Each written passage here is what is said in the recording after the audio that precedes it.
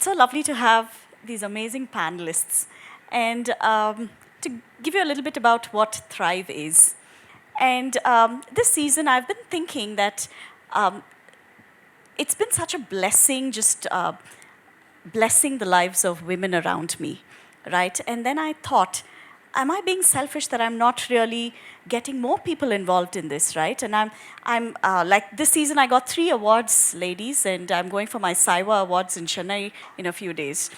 So it's been awesome. God's been really, really amazing to me, and that's when I said, what do I do to share this journey of mine with others? And I'm not alone. The panelists you see here, I've been observing their lives and they have so much to teach us. And I believe each of you is going to be on this panel soon, right? Coming up here and speaking and sharing your stories of growth and healing and all of those things. So we have Shirley here, and I'd like to ask Shirley, right? Shirley is our tech person. How many of you in the tech scenes here? How many of you work in the corporates? Yes, corporates. I did work in the corporate for a very short while myself. To ask you, Shirley, how does it feel being in a position as, in the position that you hold? Just recently, you are leading the whole of India, I heard, right? So can we give her an applause for that? That's like an awesome, awesome growth. How does it feel when you say going from survival mode to thriving mode, right? The role that you play. Can you share a little bit about that journey with us and how your faith and your mental build-up has been just through that little journey of yours? I'm sure it's not little, it's a huge journey. Please do share with us. Hi, good evening. Thank you, Pastor Susan. First of all, thank you for putting this up together and bringing us all into a space like this to see God in ourselves. How amazing is this? I'm sure you'll have to give a good round of applause for Pastor Susan and the entire team for bringing us all together this way. And this is just amazing. Mm-hmm. And I really pray and hope that God takes Thrive to the next levels, Amen. that you will see beyond your comprehension and understanding. Thank you. Okay, so thriving during the survival mode, and yes, and thriving for me through this survival has been going together for quite some time. Mm-hmm. Mm-hmm. So if I have to tell you how I've been thriving in survival, and I'll have to go back to a little of my roots, where I'll have to take you through where I start from. Okay, so I started my career as a receptionist. And that was so forced, because of family circumstances. I had to forego my education, and I had to start this job as a receptionist to shoulder the responsibility to run home. And that was something that I really didn't like, because my aspiration was to become an IAS officer. So these two did not match for me at all. And I was very sad when that kind of a situation happened at home. And I was forced to take up that small menial job, and I wasn't happy about it at all. So through that phase, what happened was I was questioning God. I come from a faith background completely. I'm born and brought up in Pentecostal faith. So all I knew in my life was just God, nothing but God. So we didn't come from a very influential family, not that we had big, huge networks. And so I was so limited with resources completely. So there was no way that I could have bloomed at all in any of the vertical that any woman could have. So when I see two people just having an easy conversation, I will run away from there. I cannot speak. I cannot be a communicator at all. I used to be very, very scared when people call me to talk in boardrooms, in conversations. And look what the Lord has done, and see where I'm sitting today. That's awesome. And this is what the season shift when God does happens. Mm-hmm. So when survival happens, it's actually chiseling you out of your essence. Mm. It makes you, it introduces you to a part of yourself that did not know that existed. And it can be an endurer, it can be a warrior, it can be a mother, it can be an all-rounder, absolutely. Mm-hmm. And survival is grace, and thrift, I will say, will be like a grit. And both is required. One is a foundation, the other one is just helps you flourish through.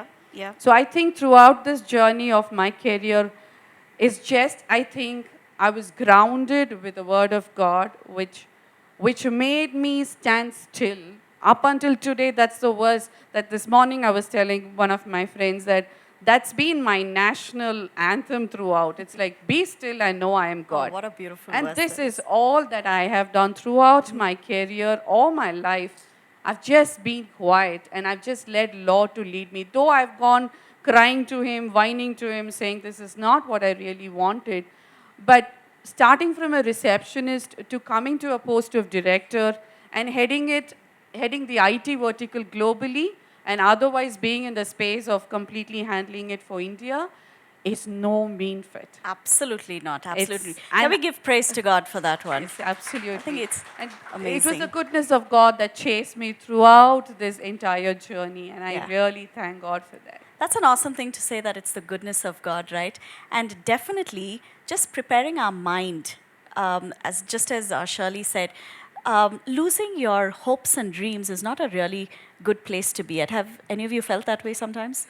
Right? Like when we lose our hopes and our dreams and we have something on our mind and then it just does it always work the way we want it? It does not, right? And then when you have to take a different path, we just have to trust. And you have trusted, and I believe we are learning so much about trust from you.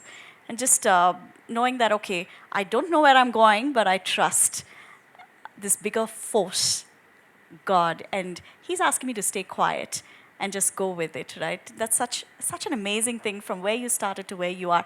And we believe you're going to inspire many, many more women. It's just the beginning.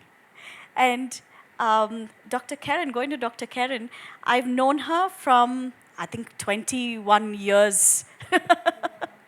And we've kind of, you came into Bangalore around the same time we started our lives together here. Yes, and she, she's a psychiatrist now, but she started off as an MBBS doctor. And then I realized that she's also in the mental health space. And I send most of my clients to her also. The ones I cannot handle, I'm like, Dr. Keren, here you go. Okay, just call her and let her do the medical part of it. And we work that way. It works very, very well. And to Dr. Keren, I'd like to ask, right, when we talk about the church or just women who have faith and all of that, the one thing that we hear is when we go through something, just pray and everything will be fine, right? Does it really work that way? So, what do you have to say about the church or people of faith, right? What do we need to know about mental health itself? Okay. Thank you, Susan, for inviting and the amazing crowd here. Hi to all of you. That's a nice question, Susan. Being both of us literally from the conservative Pentecostal Right. background and the churches we grew up.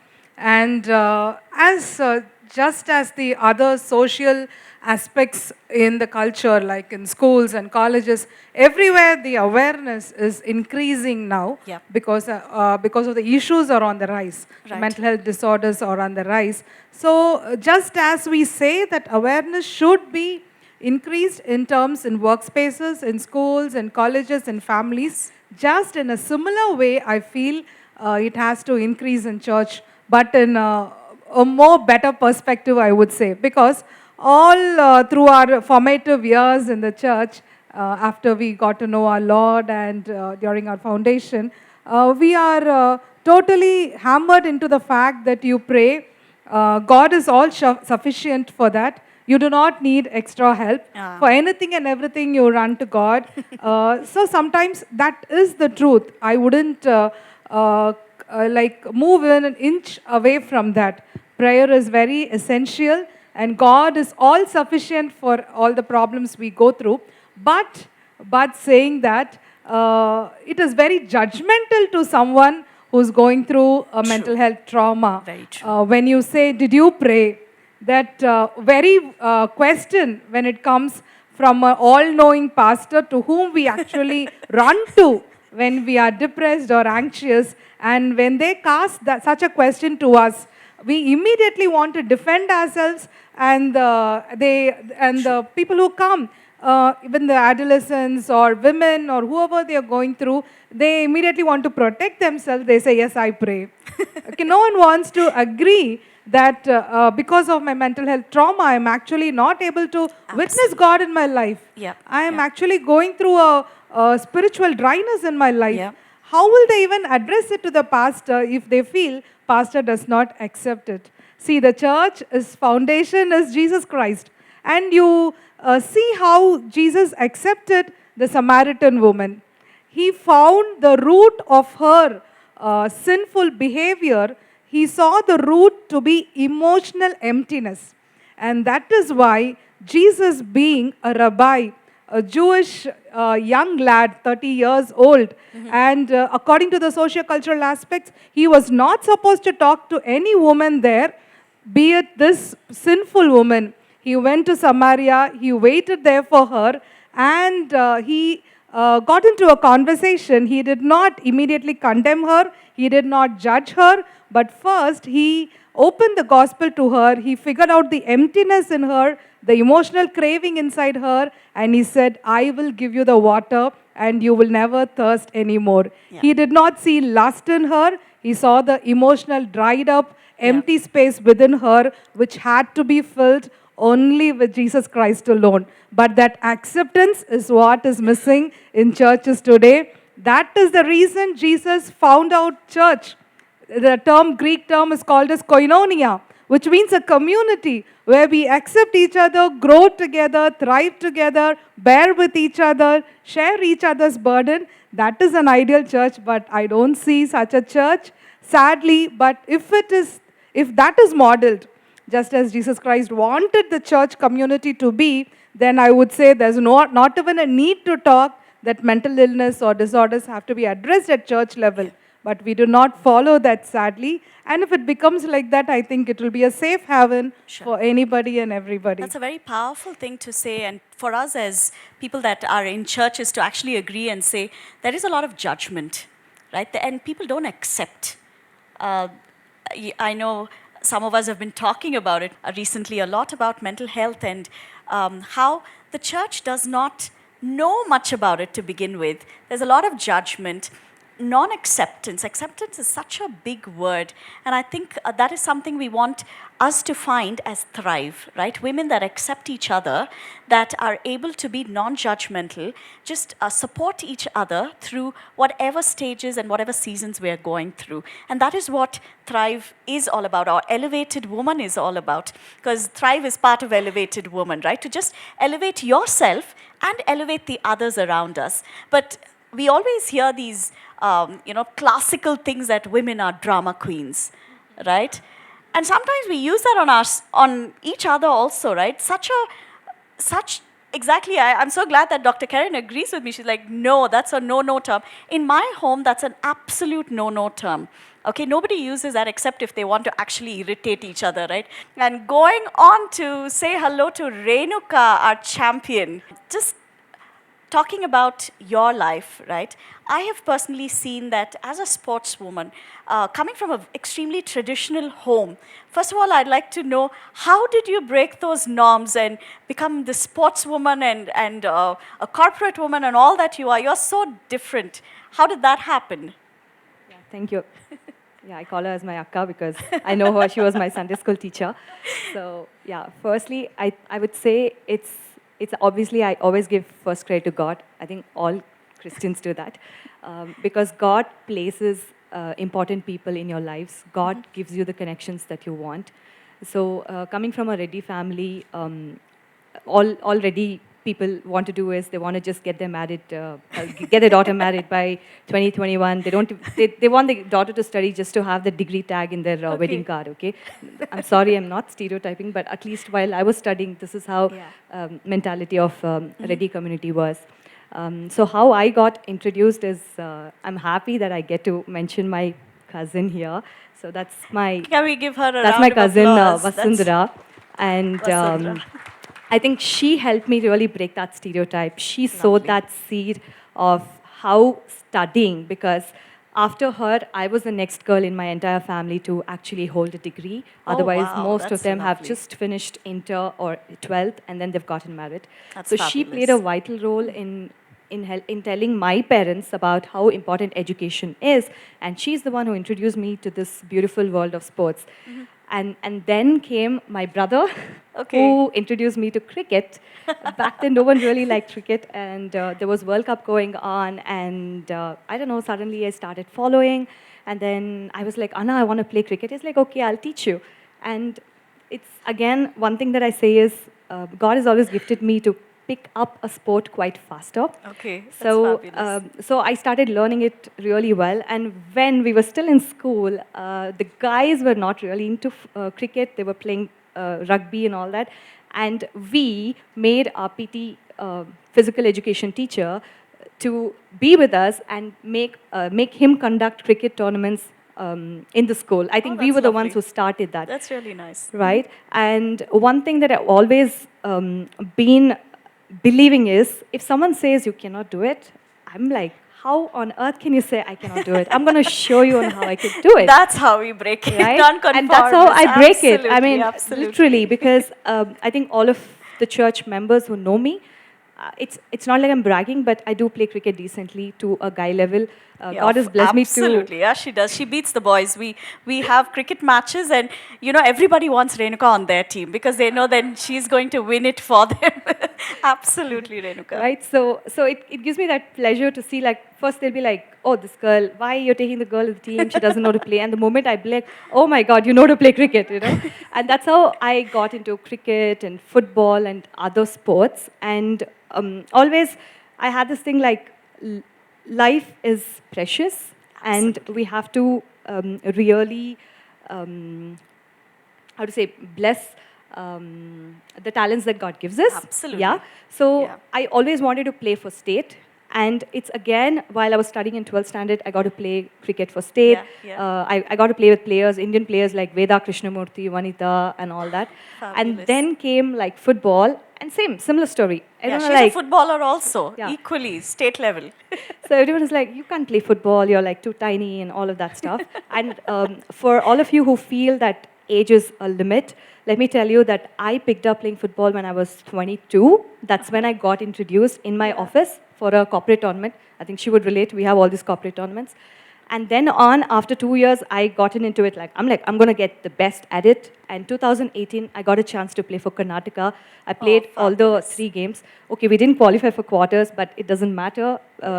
Starting late and still being able to play for Absolutely. Karnataka is something that I feel really blessed, because it's something that God made me do it. Yeah. Fabulous. While I was 28, I was competing with 14-year-old, and I was still the fastest on the field. Oh, that's awesome, right? That breaks those stereotypes that we have that say women, you can't do it, and especially after a certain age, and especially when a whole community is expecting you to be married by then and have 2 kids, right? Yes, yes. Then there you are playing against kids. That is absolutely breaking those stereotypes. And I believe that each of us here are special. That's why we are here, because we are called to break those stereotypes, whatever those are. And I should say kudos to your cousin, right? Because she is really an elevated woman. Because elevated women always elevate others, right? And that's what we are here to do, to elevate others. So somebody comes up and says, you've been an inspiration to me. And that, I think, is our true purpose. And what survival does is it kind of keeps you in that mode where you're constantly looking to yourself because there's not enough for you. But thriving says, I have enough and I want to give out more. I want to be an inspiration. And that is what Thrive is all about. Isn't that awesome?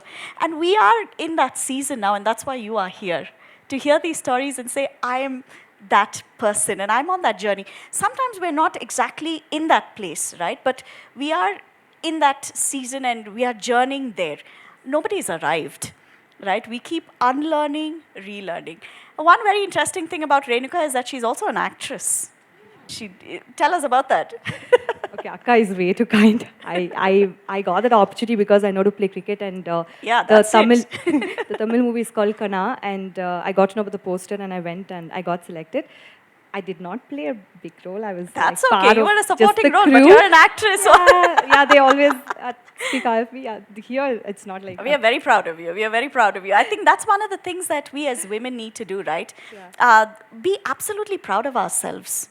And we've always been taught, especially as a culture, we've been taught at home. I remember my parents, anytime I was very well dressed and I looked in front of the mirror and I thought I looked very pretty, my dad would say, "Koranga mari irke enike."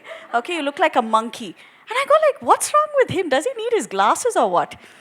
But then that became a thing in my mind that I actually didn't look pretty, okay? And it took me many years to actually stand in front of a mirror and admire myself. That's because I figured out why that was. The other day, my cook was doing something, and I said to my daughter, I'm always praising my daughter. I said to her, "You look so pretty." And my cook said to me, "Akka, ang helbedri." I said, "Yake, why should I not say?" She said, "Alla, amma kanbilutte." I said, "What? Amma kanbilutta? Idiyenidu hosdagide." Right? A new thing I've never heard, but that's cultural. It stops us from admiring ourselves, stops us from admiring other people. And every time I fall sick, somebody says, "Don't put up these nice pictures on your status, okay? Eldru kanbiltare." Well, we just got to enjoy and just admire ourselves, right? And I've been telling Renuka that I said, don't feel shy, just go out and celebrate, right? And I'm sure all of you have something to celebrate. I love how Shirley was celebrating and saying, this is who I was, and now this is who I am. I think that's so important. What do you say, Dr. Keren, about celebrating, and how does it connect with, mental health overall? Again, celebration, very similar. Like women for a long time, we were kept suppressed and we were not allowed to cherish ourselves. Absolutely. Somehow, even though we were educated, we were standing on our own legs, we were actually bringing the bread and butter to the table. Yes. In spite of doing all that, we were not allowed. We didn't have the privilege to do that, enjoy, celebrate ourselves, like dress up. Everything, we always thought ourselves as after the husband, after the children. Let me be the last. That's how it is. But that's not what Christ Absolutely, is absolutely. looking in us. So that is not biblical approach at all. Absolutely. And that is very essential when it comes to mental health illness, because we see comparatively when it comes to depression, anxiety, and all the mood disorders, suicide, etc., we see more. The women are affected more than the men, especially in our socio-cultural aspect. That is deep south, right? Karnataka, Andhra, Kerala, and Tamil Nadu. In these areas, we see that women are more affected with these mental health disorders because they don't celebrate themselves and they don't they are not validated. Their emotions are not validated. So they don't come out, they don't have the privilege to even address issues like I'm going through something. Absolutely. So validity is such a big word, right? And in this space, we just want to validate you for however you're feeling, right? Some of you are shy. That's okay. That's who you are. We just want to validate you for who you are, just as you are. And we want you to celebrate yourself. And that's why you all must have got a message from Mridula. Thank you, Mridula, for all that you've been doing and helping. So Mridula sent out this message, and I said, Mridula, put there that ask everyone to dress up nicely, okay? Like to really dress up and enjoy themselves. And people said, we can dress however we want. Yeah, just go ahead and dress however you want, right? And just be confident and celebrate, because we are here to celebrate. And I also figured, right, most of these women's conference and meetings happen during the day. I said, why should it be? Right? Let's have fun. Let's come in the evening. And let's do something. Come out in the evening too. Let's break all of those stereotypes. And that is how this thing happened in the evening. I said, let's do it in the evening. I got the answer. I was wondering why wasn't it 10 o'clock? Yeah, everything was well thought of. We said, let's do everything out of the ordinary, right? Nothing that we do in the ordinary. And that's really amazing when we say we got to celebrate ourselves, and age is not at all a barrier. You can do anything that you want to do at any time that you want to, and you will hear more of that from my story when I talk about it too, right? And can you share with us a little bit about your parenting journey? How do you manage home, being a corporate honcho, right, and scaling up the ladder? How do you do it, especially as a single mom? How is that? Can you share a little bit about that? Yeah, that's quite challenging, actually. Yeah. I turned a single mom when my son was 6 years old. Wow, that's. And And just how old is couple he of, now? he's 21. Whoa, that's really, really long journey. So Yeah. I just lost my dad 2 years before that, and then the single mom motherhood phase started for me, and my mom was with me at that point in time, so there was emotional stability. I know she's there as my support. I can run to her for everything. But I think in 2 years from there, she was snatched away as well. So I Oh. lost her as well. So now I'm all alone. I have to handle this emotion, physical, mentally, and I have to also, that is a point, like I told you before, I wanted to move my career from being a receptionist to anything else. So I'm working very hard, simultaneously trying to pursue my education. By then, I had already completed my degree and I'm pursuing my post-graduation. And that is that is the time when all of this happened together. It all came in a package at the same time. And my son was very small to have seen the reality of life. So, as a single mom, I am both a dad and a mom to him. I'm trying to make sure that everything is at the best for him. And we're working this out together, though I had my sisters to help me around, but still, all of these emotions came at the same time for me. And I wouldn't say I was perfect. I'm still work in progress Yeah, there. yeah. But eventually, as days went by, being when my son turned just 18, okay, then he walks up to me and says, okay, I'm done being at home. I want to see the world and I want to enjoy the passions of the world. So he said, I'm going.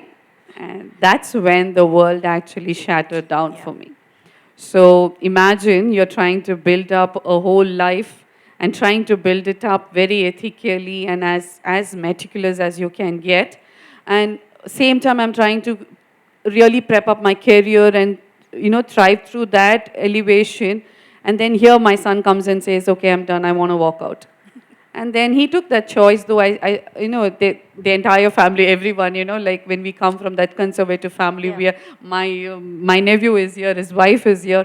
They all were mentoring him throughout this process, saying, no, no, the world is dark outside. He said, no, I think you'll have to wait. So I think the decision that I had to take then was either I let him go or I hold him back. The more I hold him back, what I felt was I'm really crushing myself and him as well. Yeah. I had to take that bold step of telling him to let him go. That was a huge step I had to do at that point in time, though I knew what he is going to head to. It took him 2 years at that point, the entire 2 years that he was out. And after 2 years, there was a lot of prayers. Hannah says in the Bible, the Lord who seeth you. The whole world will shame you, reproach you. And I think I was in a bigger season of hiding. I didn't face the world at all because I was really trying to prep everything. And that's when I thought, okay, he's 18 and now life is set and we're better off. We can handle this better. And that's when all this comes crushing down. And that is a season, I think, the Lord taught me something really better in the waiting season. It's always in your season of waiting is where the Lord starts working. It's like when you surrender completely to the Lord and say, I'm helpless, I've done all that I can. And God is all that you have, then God is all that is enough for you at that time. And then he goes to a rehab, he comes out, and then I thank God for shepherds. Dr. Keren was rightly saying, you need a church. You need the right church, the right shepherds. It's when I took him back to a church that I was going to, the way the pastor embraced him through that embarrassment. Today, he is in the church, he's planted in the church, and he's doing so good in the ministries of church. He takes most of the activities in the church, he's a part of it. You can hear him everywhere. When I walked into churches, when I was alone, when I see all the youth up there, I have wept in the corners of the church saying, where's my son? Why did you do this? Where were you all this while? I had all the questions to the Lord.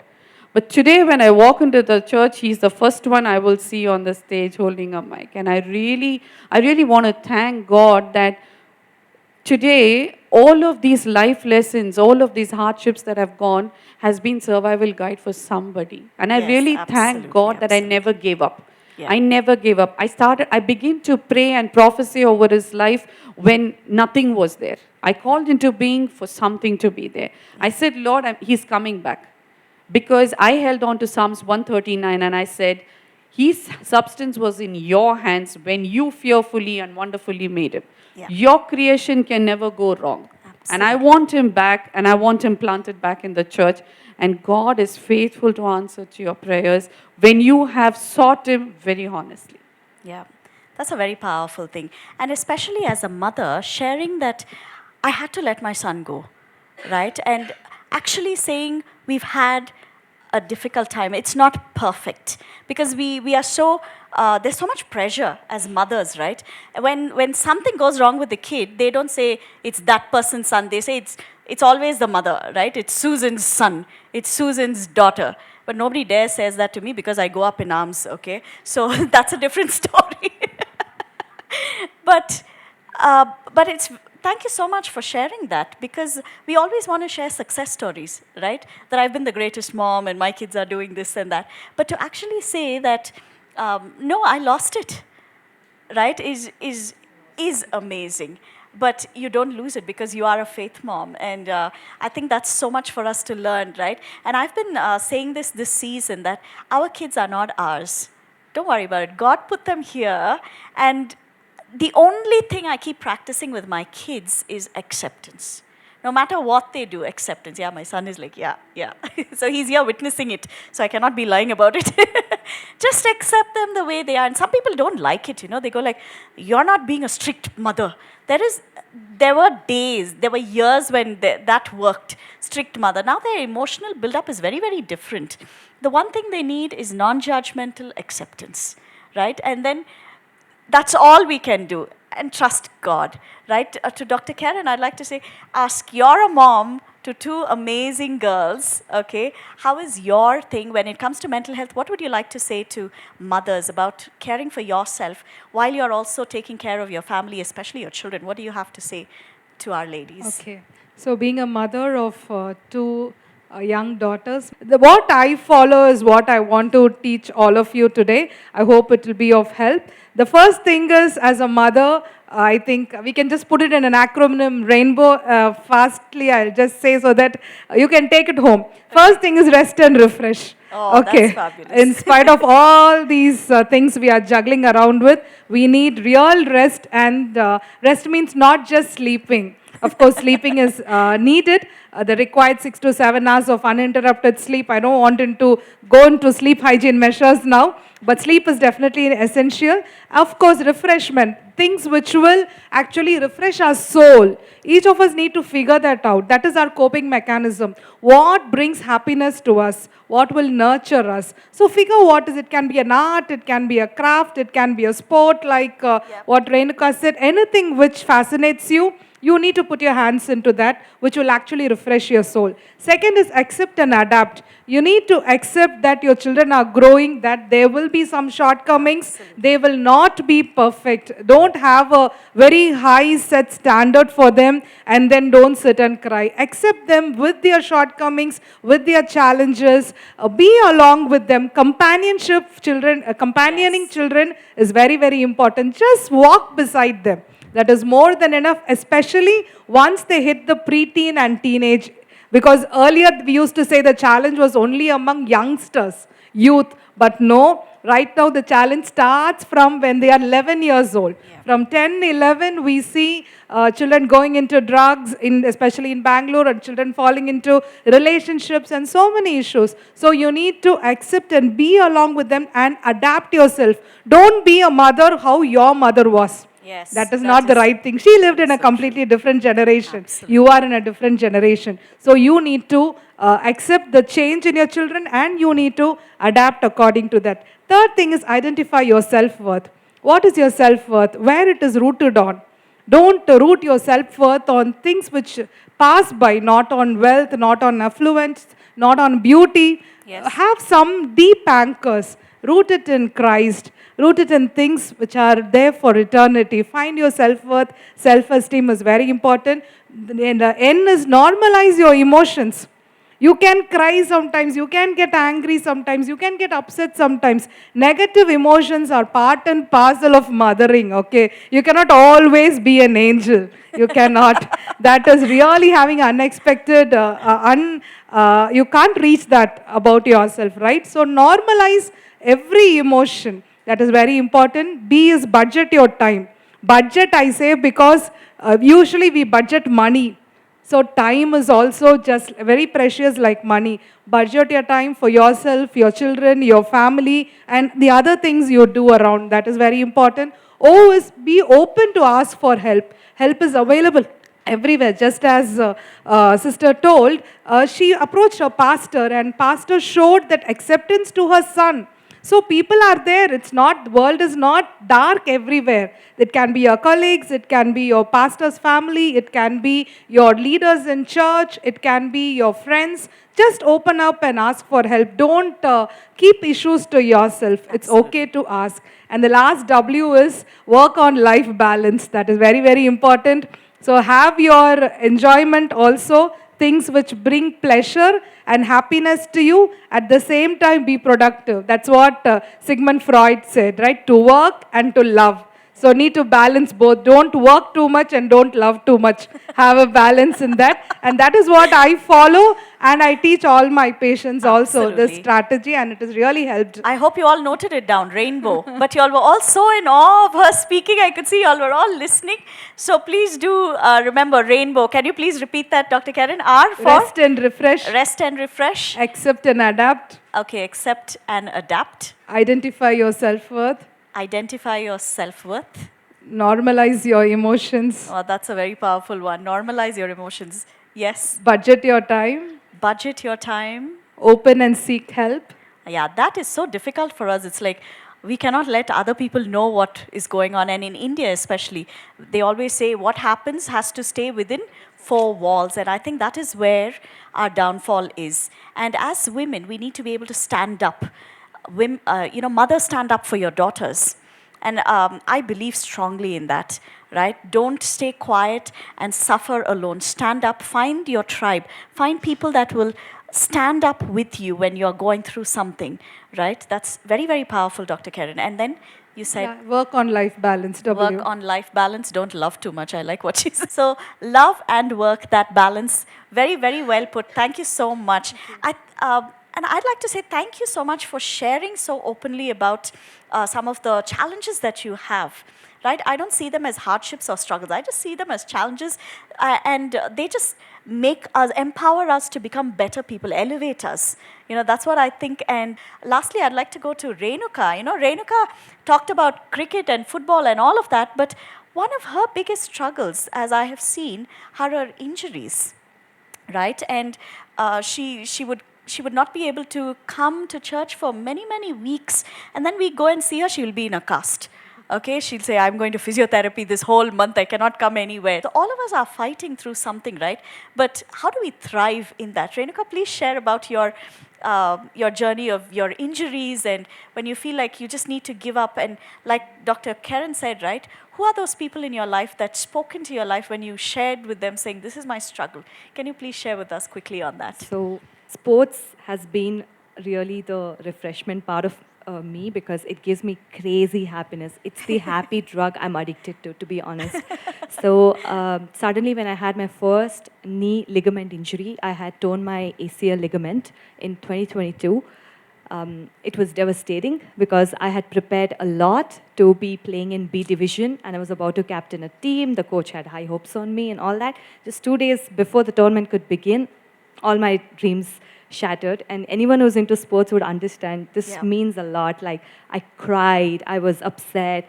And every time I've been going through injury after injury and I'm like, God, why me? This is after I've put in so much of hard work and effort. I was really upset. Like God, why did you let this happen to me, right? Cried, all that happened. And then I'm like, okay. Every time God gave me something, I was so happy and boasting about it.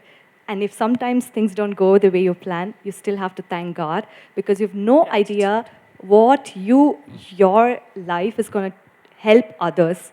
Because all this while, it's not been a smooth journey, but still, somehow God has blessed me immensely, right? So then I said, okay, I think most of you would have heard of this. I think some athlete who said he got cancer and he asked, why me? I think we all ask that, right? We all ask that, right? It doesn't need to be cancer. Anything, why me? Right. And that moment he realizes that when God blessed me with every victory, I never said, why you blessed me? Absolutely. Right? Why am I questioning you now, right? So that thought struck me and I said, okay, God, it's difficult, but I'm going to still believe and I'm going to give it into your hands. This is when the first ACL happened. And the rehab is a painful process. It takes time. It's a 9 month to 12 months recovery period in that's order a to lot. start playing. So it's a huge waiting period, yeah. And then last year, October, again, I had the other knee ACL tear again. And to someone to go through this another year of pain and rehab, it's not easy. And that's when your people around you is what matters, yeah? Absolutely, So absolutely. some colleagues at work were like, I think your body is giving you signs, you should just retire, right? And it's sad, no, how it works. We somehow allow these things affect our mind, right? And then I started thinking about it, and I'm like, then I called my friend. He said, God has given us one life, and God has given you football as a happy drug, right? So if it's up to you, you want to say you had a second ACL, you want to retire, is that the story that you want to share to the world? Or you want to say, I had second ACL, but when you see me on the field after rehab, man, she plays like beast. Absolutely. Do you want absolutely, to show yes. that you're a champion, or you want to show that, you're done, you're like I a gave normal up. athlete? Yeah. And that actually boosted me. I'm like, yeah, like if I'm like, why am I underestimating? And he also said, you know what? You're also God's child, right? He reminded me that. And that's when he hit me. I'm like, why am I like so lost in this? And I said, I prayed to God. I said, you know what? I'm against surrendering. I'm going to get the surgery done and I'm going to do it. And I did everything later. Like I worked on prehab, I lost some weight and all of that. And now I was telling my pastor, Anna, he and I keep discussing about the gym gains, yeah? All the gym so people, after close to 8 months now, post-surgery, it's been 5 months, and before I was not hitting heavy weights because of this injury. I finally did deadlift of 48 kgs today. Oh, that's I awesome. did That's squats awesome. of 43 kgs, and that will not end there. We're going to progress because it's going to be like more personal Fabulous. best things and all that. So it was frustrating, but That it's the almost faith that sounds kept me like your going. weight now. 5 kgs less than my body weight. Yes, 5 kgs less than my body weight. But I think it's the faith that kept me going. And every time I felt it was too much, whether because it's painful, yeah, like because they operate on your knee and all that, right? So I would just say like, okay, I can do all things through Christ who strengthens me. Absolutely, I think absolutely. this is one verse that will stay with me forever, because anytime I lose the hope or I feel low in my spirit, I'm like, okay, I just reach out to God and say, okay, I don't have the strength to do anymore. Please give me the strength. Absolutely. And that's how I mean, God helps me to, push Thank myself you. when things don't go the way you plan. Thank you for Right. sharing that. And I think that was really, really awesome. And taking away from that is gratitude, right? When we are celebrating our wins and we're so happy when we go through our low times, one of the best practices, as Dr. Keren would also agree, and Shirley would agree, is gratitude takes us to the next level, right? Helps us overcome some of those barriers that we find before us, find in front of us. So gratitude is such an awesome thing. So this evening, if you're struggling with anything and thinking, why is life going so bad, right? Can you find one thing that you can be grateful for? And absolutely that will turn the way you see life itself. I think gratitude is a huge thing. And thank you so much for sharing from your hearts. And these are not success stories that said, I had it all and so I'm here. These are stories that say, I didn't have it at all. I absolutely lost it. Nothing is perfect and yet I thrive. Isn't that awesome? Can we give them an applause and just thank them for sharing these stories? Elevated woman, that's one of our focus, to talk about how we can look at our mental health, no matter who we are and what kind of background we come from, and how from the word itself, it talks about mental health and how it is important for us to give attention to mental health. And with that, I would like to close this session.